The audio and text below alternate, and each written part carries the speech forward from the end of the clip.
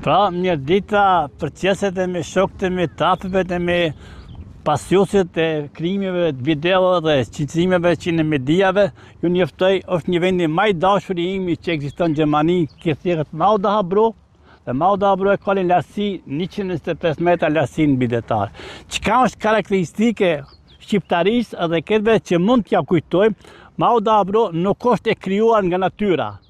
Që shifët kjo, nuk është e krijuar nga natyra, po e krijuar nga njerëzimi. Këtë qyteti, bërloqet dhe mbeturinat që janë mbledhura këto dhe e kanë punuar me kohë disa vite dhe është krijuar një